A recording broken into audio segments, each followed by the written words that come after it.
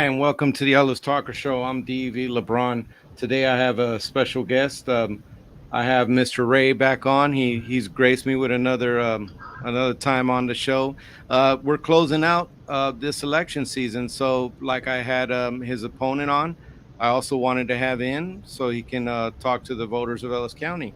Mr. Wray, thank you for coming on again. Thanks, DV. Thanks for having me.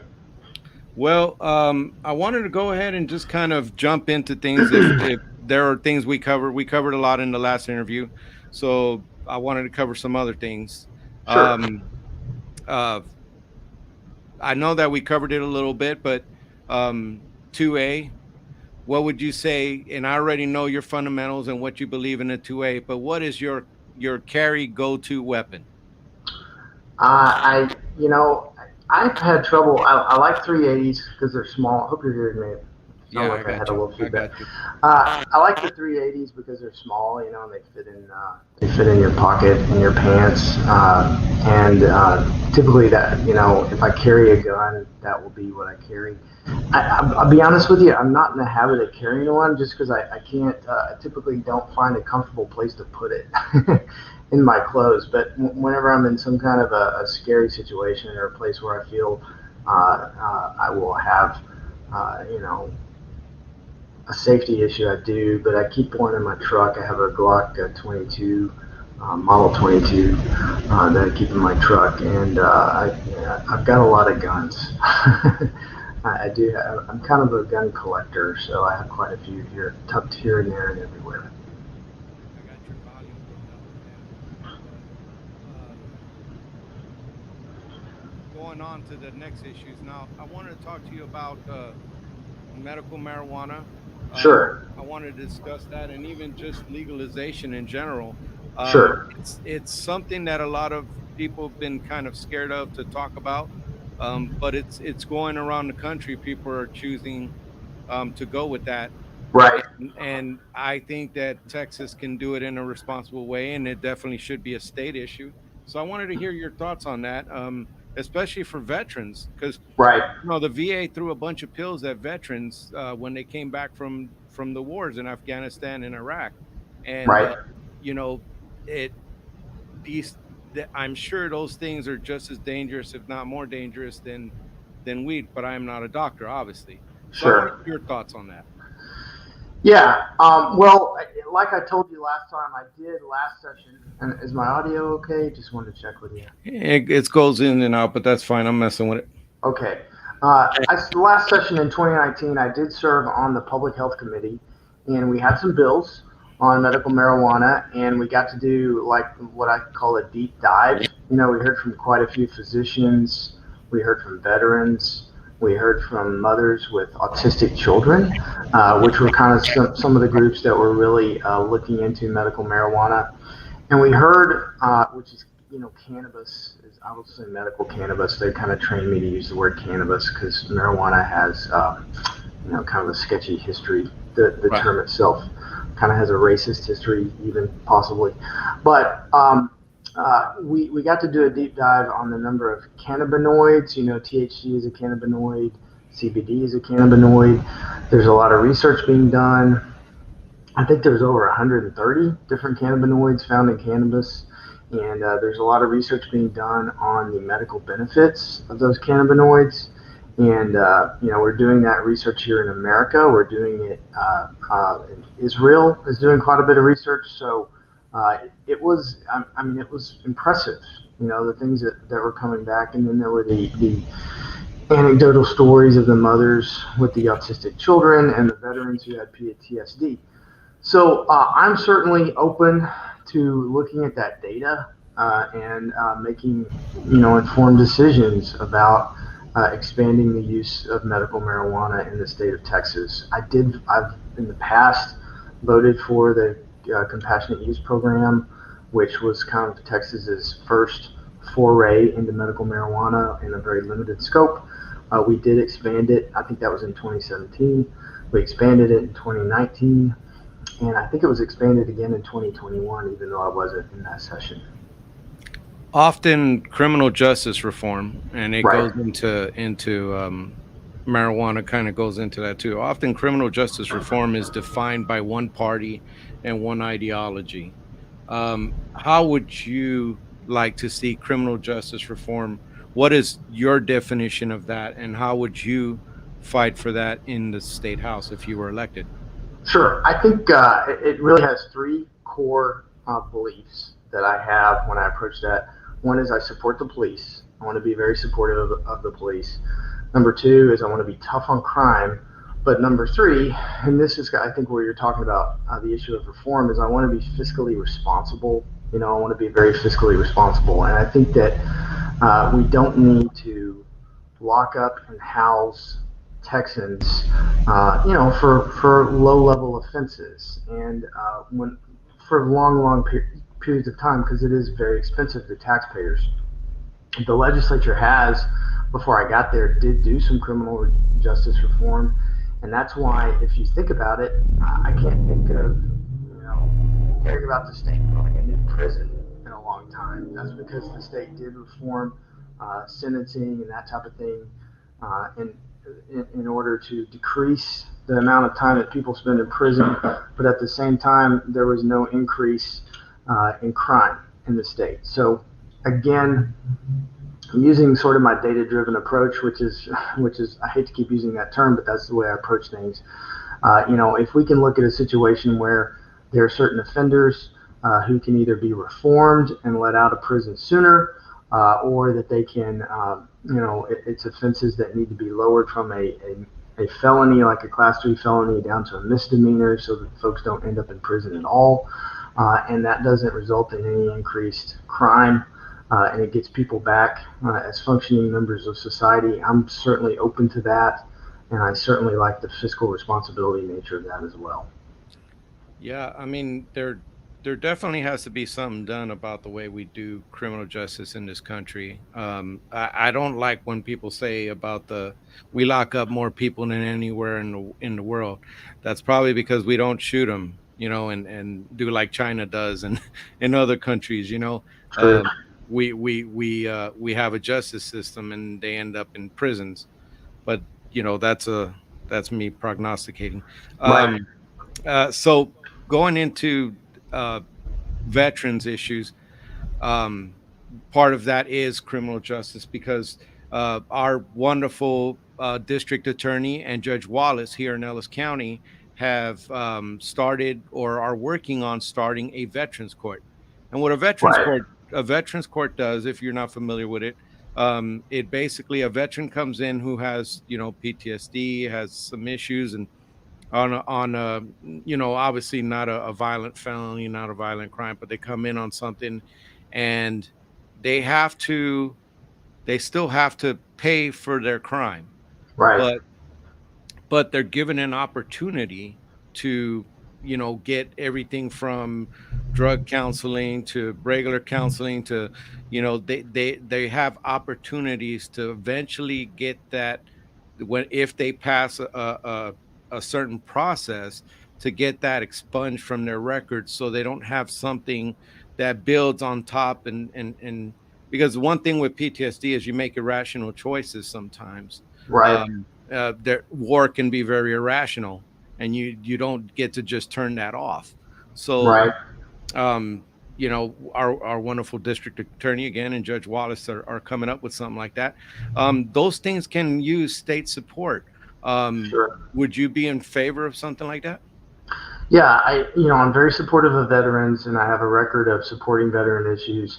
What I would say about that, DV, is we have, due to the war on terror and the war in Iraq, and I realize, Desert Storm is 30 years ago now, so it's getting pretty far back there. But we're in a position in our country where we have a lot of combat veterans, more so than we probably had in the post-Vietnam era and the post-Korean eras. Certainly, we had a lot of combat veterans after World War II. But we're in a situation where we have a lot of combat veterans, and we need to take care of them. And we need to acknowledge maybe the generation before mine didn't have to deal so much with that, but we need to look at these special issues that veterans face. and be open and amenable to addressing that accordingly. And I think they do, they do have PTSD issues. They do have issues reintegrating to a normal lifestyle, and they may make some mistakes when they have those issues. And we need to be, sympathetic and help them reform and help them get back to be functioning members of society. So we absolutely help support that. Excellent. Now, the when it comes to there's a bill that was passed. Um, Unfortunately, I don't have the number of the bill, but I will get it to you. And I did ask your opponent this question. The bill was passed, or the bill was introduced by a Republican in New Brunswick and two Democrats, and Okay. basically it made it harder for disabled vets, because right now if you're a disabled vet in the state of Texas, Mm-hmm. you get to park in a disabled parking spot. Mm-hmm. Well, they changed the rules to make it harder. A vet now has to get a special letter from a doctor. Now, I don't know about you, but I'm very familiar with the VA, and Right. getting a doctor to sign anything or getting even into a doctor can be quite a chore. So Right. they made it more difficult for vets that need this to be able to get it. Right. I will get you the name of the bill, but Sure. after you've reviewed it and looked at it, would you consider, you know, actually looking into it and possibly getting repealed if you agree with what I'm saying? Yeah, absolutely. Because yes, and I've always supported those types of issues in the past, and I will absolutely look into that and look at getting that changed.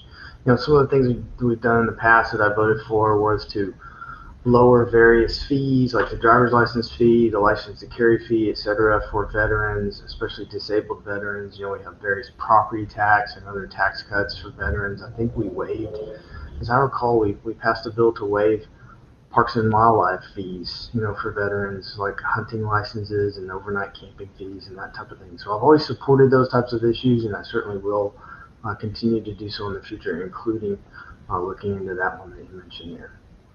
So another topic that's big right now is redistricting. I guess the Senate Absolutely. has worked on redistricting, and they're talking about splitting Ellis County in two. Mhm. I want your opinions on that, and if you are elected, what are you? I'm not sure how the House affects redistricting, but I know they're affected. So can you Yeah, speak more on that? absolutely. There's a lot to say. I wish I had more time to talk about it. But yes, the Senate issued its preliminary proposed map a few days ago, which would split Ellis County into two Senate districts. The eastern part of the county would go into Senate District 2, which is currently Senator Bob Hall. The western part of the county would stay in Senate District 22, which is Brian Birdwell. So we would be split into two. Johnson County would go into another district, which is currently in Senate District 22. That's kind of what is the impetus, I guess, for this split. I'm opposed to that. I mean, it's always a bad thing when your county is split because it waters down your voice in the legislature. So right now, the proposed target population for a Senate district is about 950,000 Texans. We have 191,000 Texans in Ellis County. If we're all within one Senate district, we have about a fifth of the population of a Senate district. We would have a lot of say so with our senator. Our current Senate district has us and Johnson County and McLennan County is the biggest counties. We're all equal, roughly equally. McLennan is the largest. I think it's got 50,000 more people, but it gives us kind of an equal say so in the county with the other two large in the district with the other two large counties. If we're split apart, we're going to get watered down. The other big thing that impacts is high speed rail. I think it would hurt our effort to oppose high speed rail in the legislature because the high speed rail itself would actually go through Senate District 2.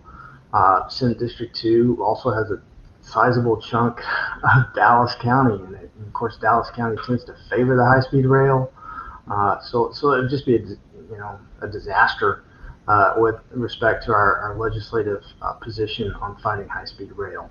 So I would, if I'm elected, I intend to start work next Wednesday morning on that Senate district map. And you're correct. The say-so of the House is that these maps have to pass both chambers of the legislature. So the House does get to weigh in on the Senate district map, absolutely. And I would be opposed to the way it's currently drawn, and I would want to see Ellis County wholly within one Senate district. I did not know that things like that with the high speed rail would be affected.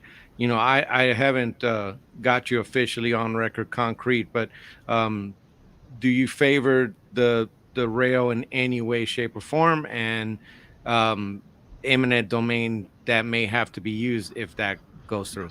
I highly oppose the rail. I've always opposed the rail. The 3 sessions I was in the legislature, I filed multiple bills to stop the high-speed rail, including a bill to clarify in Texas law that the high-speed rail project would not have eminent domain authority. So I've been one of the most staunchly critical members of the legislature when it comes to high-speed rail, and I intend to continue doing so. I have some other interesting information on redistricting if you want me to. Yeah, please go ahead. Well, I wanted to say, so we saw those Senate district maps that came out a few days ago. I have been in communication with my former colleagues in the House because this is so important, redistricting, so I'm already working on it in anticipation that hopefully things go well next Tuesday and I'll be elected state representative, so I'm already working on it. The information I have received indicates that the proposed House maps, new House district map, will be released on Saturday. So your listeners and viewers can expect to see that on Saturday. I think that's probably a scoop. I don't know that anybody else has that information. So we can see those House district maps on Saturday. The other thing that I appreciate and am hearing at the moment through very, very good sources is that there will have to be another special session. So this current special session, which started on September 20th, that will end on or about October 18th. There will be another special session after that to do the congressional maps. So the congressional district maps. So during this current special session, the hope is to adopt the Texas House map and the Texas Senate map, and then the Texas congressional delegation map will be determined in a special session that follows. There was a bill passed in the second special session that required enactment of these maps by November 15th in order for the March 2022 primary date to hold solid. So I think the legislature is trying to act to get all these maps enacted by November 15th so that the primary date can continue in March. That would be subject to it not being postponed by a lawsuit, which a lawsuit is likely. Yeah, lawsuits are always likely now in politics. Right. I appreciate the scoop. I didn't know that was going to happen. Do you know where we'll be able to get it? Will it go public and be able to find it in the website somewhere? Or? Yeah, there will be news media sources will carry it. There is a link for the current Senate district map. I could email that to you if you want to, or text it to you on where to find the Senate district map if you want to share that with your Facebook friends. But yes, it will be on the internet. You might have to poke around to find it, but the news outlets will carry it as well. That's going to be very important on how we're represented. That's what it's all about, how we're represented. So big issue facing the state, and we have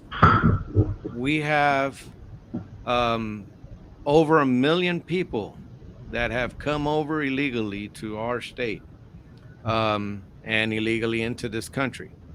You have an inept response, and that is bipartisan. The response has not been very good. You have a humanitarian crisis out there. You have drugs pouring on in because friends of mine who are in the Border Patrol and in ICE, they are not patrolling anything. They're having to deal with processing these people coming in. So we've all seen this on the news, and it's a really bad issue, especially for those down there in Del Rio, and those mayors and local, they're stretched thin. They're in Yes, trouble. They're in trouble. They're in right. trouble. And for a government, a federal government that really stresses about, making you take a COVID shot, they're really unconcerned or have no concern about what they're doing on the southern border. That said, what can Texas do, and what would you like to introduce legislatively? Would you support closing down the borders of Texas and dealing with the federal government that way? I would. I think I would support anything that creates a secure border. And we've done a lot. We've done a lot in my prior terms. The legislature has done a lot in the special session. Excuse me, the special session and the regular session during 2021 when I wasn't there. I'm happy to tell you some of the specifics of it. And, it's just a matter of funding some of these things because it's very, very expensive. I would support building a wall if we, to whatever degree we can close the border and not get federal pushback. I advocate that as well. We do have, of course, we have a tremendous amount of trade that occurs with Mexico.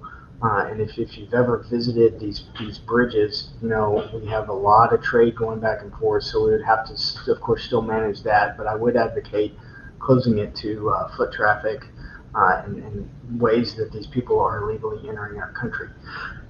Excuse me. So I can give you a couple of specifics about what we've done in the past. We have allocated more money for DPS troopers. We've created 250 more trooper positions, and we continue to fund that. We have invested in the assets they need, including cruisers, the cars, the boats, the aircraft. If you've seen those pictures of what's going on in Del Rio, you've seen that lineup of DPS cruisers there right Yeah. along the river. I mean, that's a direct response of the bills that I helped vote for in the past, where we created more funding and more DPS trooper positions. We got to keep funding that, and to the extent Texans want, there's always a basket of goods, whether it's property tax cuts or whatever.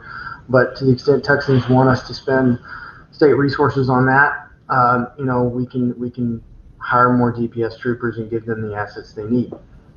Another thing, though, a couple other things are.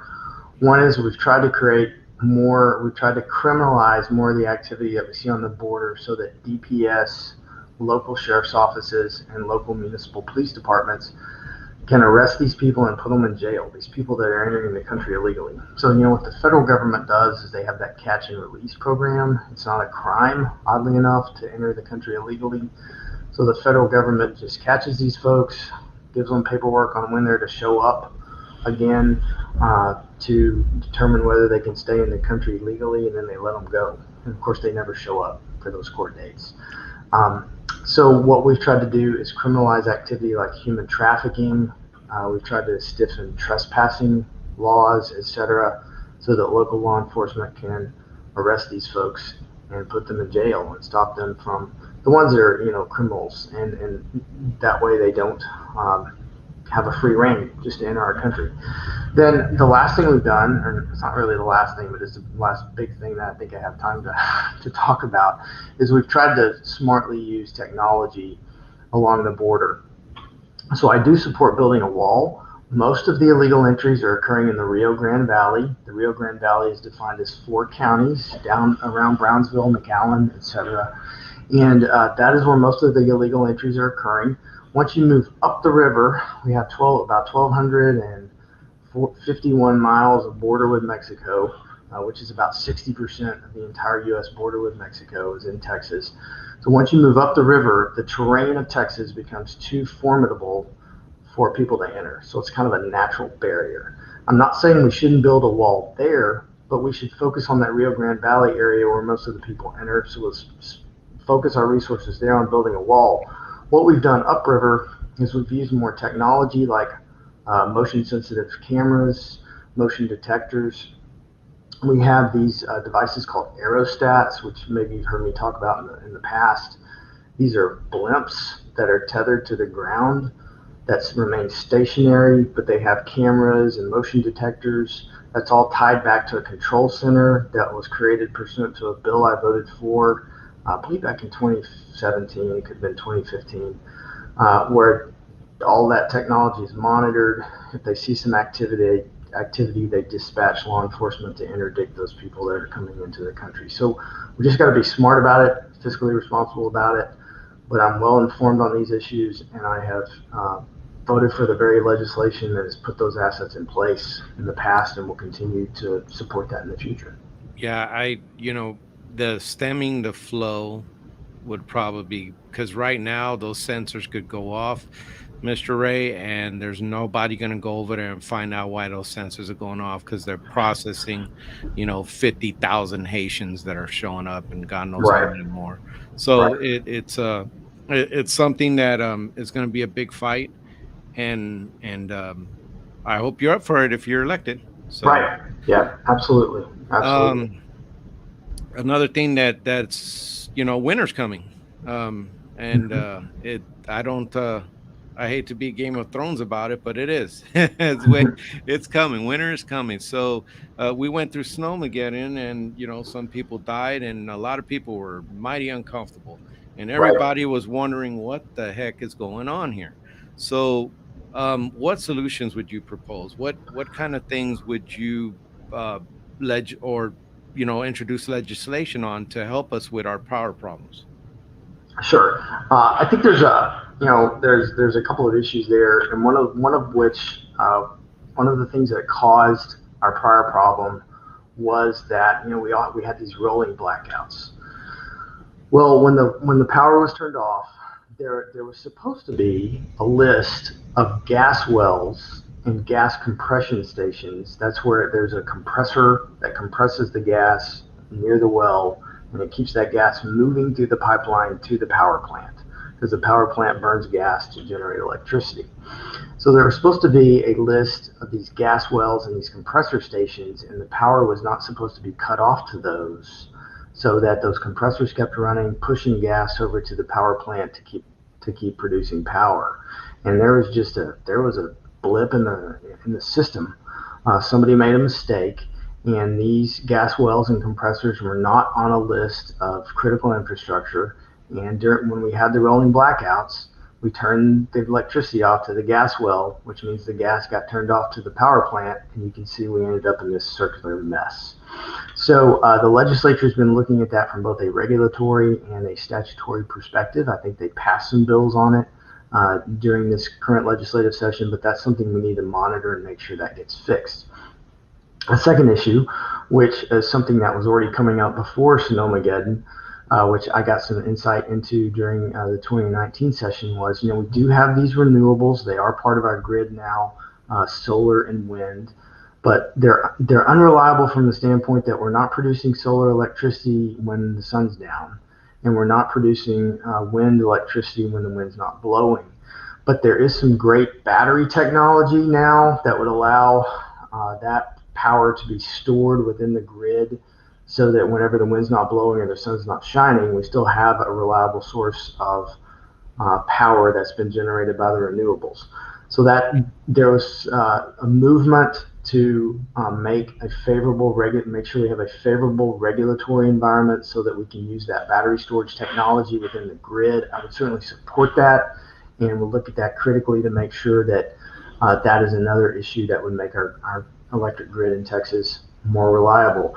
And then lastly, which is something that really applies to all business, but we can certainly see how it applied in this situation. We need to have a tax and regulatory environment that's low regulation, low tax, to make sure, and this goes for all businesses, but we need to make sure that people that build power plants and that provide electric power to Texas consumers, that they're able to build the plants that they want and that they need and that makes sense in a low regulatory, low tax environment. Yeah. Well, that like my friend Chris Wallace said, it definitely there were people, days without electricity, and Mm-hmm. that this Right. is not, we've kind of become accustomed to our electrical. I mean, we're sitting on the internet right now having Right. had this interview. We've come quite reliant with our electrical, and we were without it, Yeah. and that turns you into third world real fast, and Very much so. so that is something that's that shouldn't happen in Texas. We're Texas. I mean, we're energy. When you think Correct. Texas, you think energy. So, um, Correct. I hope that if you do go up there and you are elected, that you'll push in on that subject definitely. Absolutely. I've got a good understanding of the grid and ERCOT. It is complex, but I've got experience and know how all the players and pieces fit together. So I'll definitely be applying appropriate oversight and pressure in that area. Excellent, excellent. So, Texas heartbeat bill. Hmm. It is a big, big issue. Obviously, there are people for and they're against, and I wanted to kind of get your stance. Pretty short, sweet, concise stance on that bill. Yeah, I would. If I had been a member of the legislature, I would have voted for it. Absolutely. I'm 100% pro life. I voted previously to defund Planned Parenthood, and I voted to ban partial birth abortions. I voted for every pro life piece of legislation that crossed my desk, would continue to do so. The heartbeat bill is huge and it's getting a lot of press, but the legislature also passed what they call the trigger bill. I would have voted for the trigger bill as well. And that trigger bill says that if Roe versus Wade is overturned, then abortion is immediately illegal in the state of Texas without any further legislation needing to be passed. So I would have voted for that bill as well. That's an important bill. I think with the addition of Amy Coney Barrett and Brett Kavanaugh to the U.S. Supreme Court, I believe there is a case already working its way up to look at Roe versus Wade. So I am very optimistic that we'll get a favorable ruling soon from the Supreme Court that is a game changer. Okay, well, that was short and concise. That was Yeah. perfect. So we've discussed these various things hidden. Obviously, our federal government, our president decided that he will mandate vaccines for people through using corporations to do it and using the regulatory powers of the government, using OSHA, using HHS, and other regulatory groups to impose this on the American people. Um, what would you suggest? What would you tell Governor Abbott if you were sitting there in the legislature, if you are elected, and you get to talk to Governor Abbott? What do you want to tell him?